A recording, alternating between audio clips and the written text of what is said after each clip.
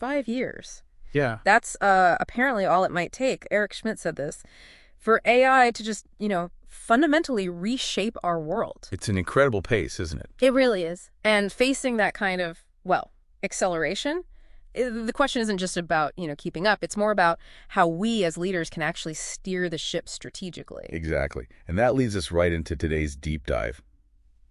Strategic thinking and decision-making specifically in this age of AI. Right. So we've really immersed ourselves in Jeff Woods' book, The AI-Driven Leader. Our goal is to bring you, our listener, the learner, the really crucial insights, but, without making you feel overwhelmed. Think of it as a shortcut, to understanding what really matters here. So our mission for this deep dive is basically to pull out the essential principles of AI-driven leadership from these sources. And we're focusing specifically on how you can use AI not just for basic tasks, right, but as a real strategic thought partner, something to actually elevate your decisions, your strategy. Okay, let's think about Blockbuster for a second. Oh, yeah, the classic cautionary tale. Exactly. They were the absolute giant in movie rentals, right? Undisputed. Then Netflix pops up. With this, at the time, pretty wild idea. Mailing DVDs, no late fees. Seemed crazy. And Netflix even offered to sell themselves to Blockbuster $50 million.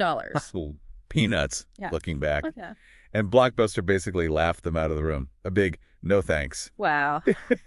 But the thing is, the Blockbuster story, it's not just about missing a new technology. Yeah. It's a really stark reminder that if you just cling to your old strategy, your dominant way of thinking, when the whole ground is shifting underneath you, well, it's a death sentence. They were just so focused on those physical stores. Totally fixated.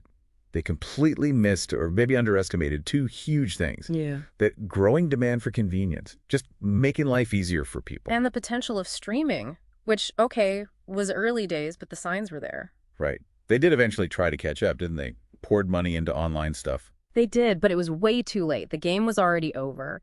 And apparently there was a lot of internal friction, too. Like a real failure to commit to the new direction. Yeah, that failure in strategic thinking, that inability to truly pivot, that's what sealed their fate. It just hammers home how critical strategic thinking is when technology really disrupts the landscape. So it's not just spotting the tech, it's fundamentally rethinking your whole game plan because of it. Precisely. And, there was that Harvard Business Review survey. Something like 97% of senior leaders said strategic thinking is the most important leadership behavior. 97%, that's huge. It is. But even really brilliant people can mess this up. Oh, absolutely. Take someone like Keith Cunningham. He talks openly about it, losing over $100 million because he was just, enthusiastically running in the wrong direction. Yeah. Based on assumptions he just hadn't checked. Sometimes our own biases, our own baggage, that's the biggest obstacle to thinking straight strategically. Okay, so let's unpack this idea from the book. Jeff Woods talks about the AI-driven leader. What does that actually mean? Well, it's not about being replaced by AI. That's key. It's about being a leader who can actually get out of the day-to-day weeds and lead with real strategic clarity, make faster decisions, smarter decisions. And the big idea, as Wood calls it, the real shift, is seeing AI as that always-on 247 strategic thought partner. Not just a helper for simple stuff. No, something that genuinely enhances how you think, how you strategize. Woods uses some interesting historical parallels, doesn't he? He does. He compares this AI revolution to things like the printing press, the assembly line, the internet. Right. Each one brought massive opportunities, but also, real anxieties, fear about jobs, societal shift. Exactly. The printing press shook up power structures by spreading knowledge. The assembly line changed work itself. The internet connected everyone but added complexity. And the key lesson seems to be that while skills change, processes change, these big shifts tend to transform how we work, rather than just replacing us outright. Yeah, it often opens up new roles, new ways to contribute at a higher level. It's framed as an opportunity for advancement, really. Think about Microsoft under Satya Nadella. That's a great modern example. Huge turnaround. He deliberately built this learn-it-all culture, right? Moved away from know-it-all. And they just fully embraced AI. That combination, the cultural shift and the tech adoption, that's what led to their big comeback. It really was remarkable. So to help us visualize this new kind of leader, Woods uses two metaphors I found pretty helpful. The leader as a composer. Setting the vision, crafting the overall strategy. And then the leader as a conductor. Right. Guiding the team, integrating the technology, including AI, to actually perform that strategy. The conductor doesn't play every instrument, Yeah. but make sure everyone's playing together, creating that harmony. Okay, so that's the concept. But how do we actually become this AI-driven leader? Where do we start? Well, the book stresses it starts with a really crucial mindset shift. You That's move from feeling constantly buried in operational stuff. the daily grind. Yeah, exactly. To achieving a state of strategic clarity, seeing the bigger picture. And there's this AI empowerment curve idea. Right. Think of it like stages on a journey. You've got the starting point, Yeah. then the light bulb moment where you see the potential, Okay. then the reality check. That sounds important. It is. That's where the initial excitement might fade a bit because maybe the first experiments don't quite deliver, Yeah, I can see that. You try something, it's clunky, you think, this isn't worth it. Exactly. And that's where leadership comes in, guiding people through that, explaining that talking to AI effectively is a skill you build. Then you get to building momentum, acceleration, and finally expanding what's possible. Understanding that curve helps you support your team through their own AI journey, right? Precisely. And the cool thing is AI itself can be your thought partner throughout this whole curve. So Woods highlights 3 main personas AI can take on in this partnership. What are they? Okay, first, the interviewer. This one helps you clarify your own thinking. How does that work? Well, you could prompt it something like, okay, I'm new to AI. I don't really see how it helps my marketing strategy. Interview me, ask me one question at a time to figure out specific ways AI could add value. Oh, interesting. So it guides you through questioning. Exactly. Second is the communicator. This helps you actually articulate your vision, explain the benefits of AI to your team, your stakeholders. Okay. Useful for getting buy-in. Definitely. You could ask it to help you write, say, a compelling message about adopting AI in your department. Make sure it covers the benefits for efficiency and the business, but also, importantly, addresses potential worries people might have. Smart. And the third one? The challenger. And this one might be the most powerful. Okay. It's the one that helps you spot weaknesses, find blind spots in your plans by asking the really tough questions, the ones you might not ask yourself. Like a built-in skeptic. Kind of, yeah. A constructive skeptic. So how can we use these personas right away? The book mentions 5 key areas for a quick productivity boost. Right. These are strategic thinking, decision-making, content creation, idea generation, and analysis. Let's start with strategic thinking. Okay. So here, AI is that brainstorming partner, right? Yeah, Stress testing your ideas. exactly. Think about the challenger persona again. You can literally ask AI to role-play, say, a skeptical board member. Oh, wow. Yeah. Ask it things like, okay, critique this new product launch plan. How does it really stack up against competitor X in the long term? Or what actual data backs up our market share forecast? That forces you to really sharpen your arguments. Definitely. Then for decision-making, AI's superpower is processing just vast amounts of data, super fast, way faster than any human. So you get more informed, data-driven choices quicker. Right. Which frees up your own mental bandwidth for the bigger strategic stuff. Okay, content creation. This seems like an obvious win. Drafting emails, articles, proposals. It is. But it's also about quality control. Woods gives this great example. An investor relations head used AI to review their draft earnings call script. To find potential problems. Yeah, to spot areas that might raise flags, make sure they were really hitting the key metrics investors care about before the call. That's like having an instant objective editor. Very cool. It really is. Okay, next, idea generation. Right. Like that example from Heineken USA, Frankie Anella. Exactly. He used AI to just brainstorm tons of potential AI uses across different departments. It acted as a catalyst, got people talking and exploring. Just sparking possibilities. Yep. And finally, analysis. Tim O'Sullivan's work with that biotech company is a great case study here. Developing their corporate narrative. Yeah. Using AI, they did the market research, a full SWOT analysis, figured out their competitive positioning, all in way less time than it would normally take. So across all these uses, the key thing seems to be asking the right questions. Absolutely critical. Garbage in, garbage out, right? Vague questions get vague answers. So what makes a good question for AI? Well, it needs to be focused on your actual goal. It needs to be clear, concise. And ideally, it should be designed to provoke deeper thinking, not just spit back simple facts. Jeff Woods mentioned learning this from Gary Keller, didn't he? That crafting strategic questions is a real skill. It absolutely is. A leadership multiplier, really. And the analysis power is just, wow. That Disney theme park example Tim Sharp shared. Incredible, right? AI analyzed thousands of customer reviews in minutes. Pinpointed demographic trends, figured out why people were happy or unhappy. Stuff that would take a marketing agency weeks. So to get these kinds of results, you need to feed the AI properly. Context is king. Totally. Woods really emphasizes this. You need to tell the AI who it should be, assign it a persona. Give clear instructions, provide examples if you can. And structuring the prompt helps, like writing in paragraphs. Yeah, giving it more background, more detail to work with generally leads to better, more nuanced outputs. That Bayer Indonesian example with Florian Zernstein evaluating the upskilling program, that shows this in action, right? Perfect example. He gave AI the context, the restructuring, the needed leadership skills, and assigned it the role of a strategic advisor. And it gave insightful feedback. Highly insightful. And it even acted as the challenger, asking really probing questions about how deep the training actually went, what the long-term impact would be, made him refine the whole thing. Which is such a contrast to Keith Cunningham losing $100 million because he didn't ask the right questions or maybe didn't question his assumptions enough. It really highlights the stakes, doesn't it?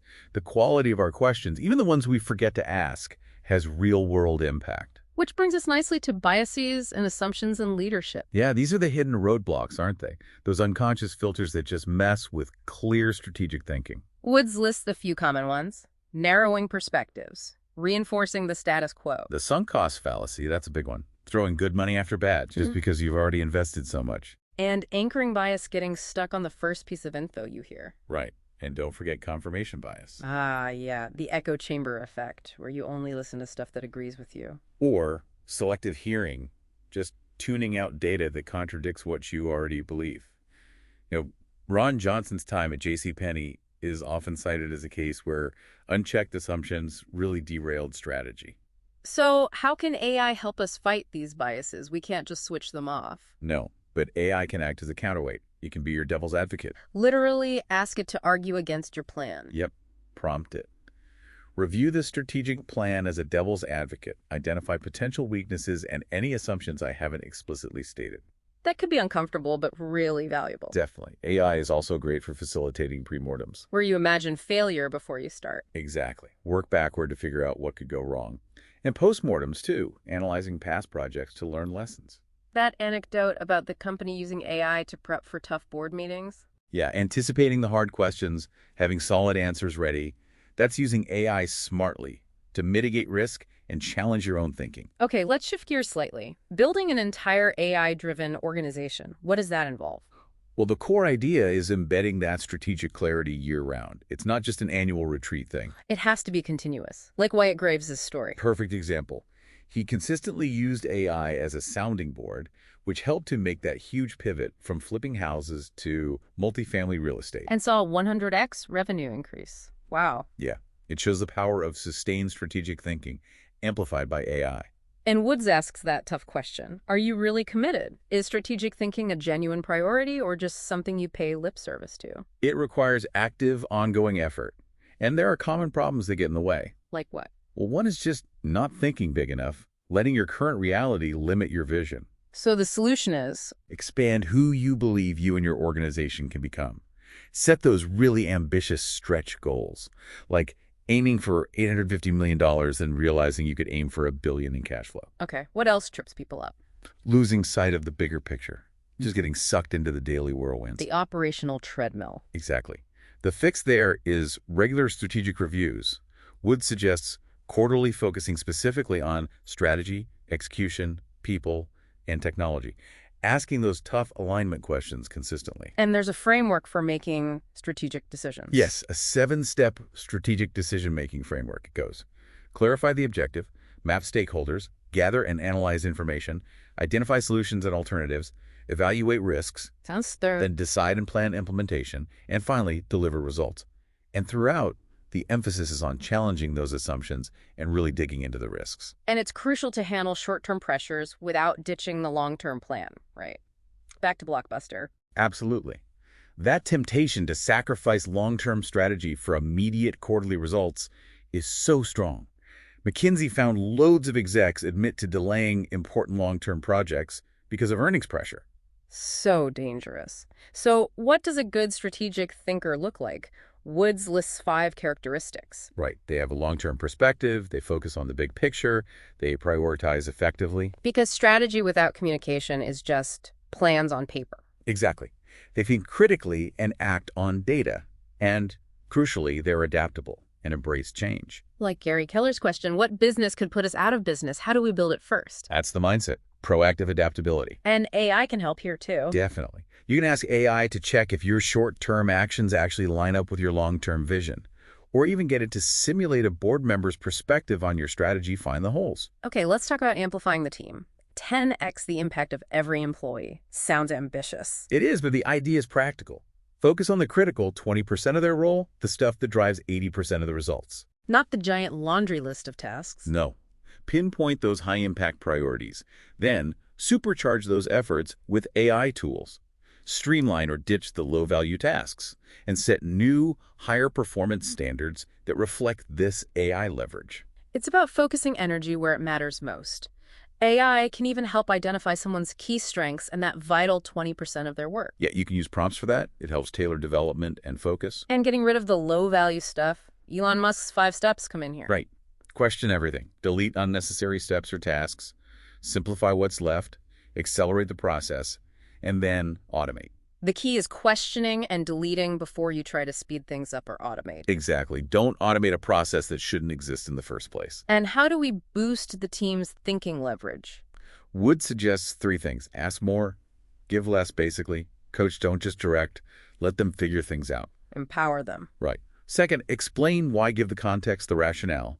And third, encourage ownership, foster that sense of responsibility. The Domino's Pizza turnaround story fits here, doesn't it? Perfectly. Patrick Doyle acted as that composer and conductor. Strong leadership, leveraging both people and technology to completely reinvent the company. It shows it takes both. Okay, let's be real.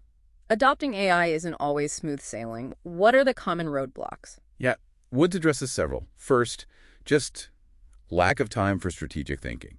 We're all busy. Solution. Schedule it. Proactively block out time.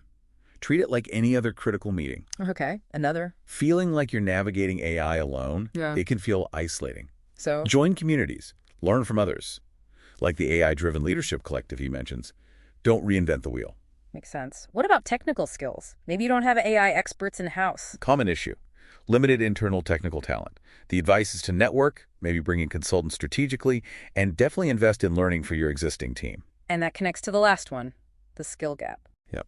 People need new skills. The solution is to clearly identify what's needed, communicate why it's beneficial for them to learn it, provide good training, and then set new standards that expect AI fluency. So for someone listening who's thinking, okay, this sounds great, but where do I even start? What's the simplest first step? It's actually incredibly simple. Just shift one basic question you ask yourself daily. Instead of automatically thinking, how might I do this task? Consciously ask, how might AI help me do this task? Just changing that default question. Exactly. It just starts building awareness. Yeah. Lets you experience AI's value firsthand, even on small things. But the real goal, the game changer, is applying it to enhance your strategic thinking and decision-making.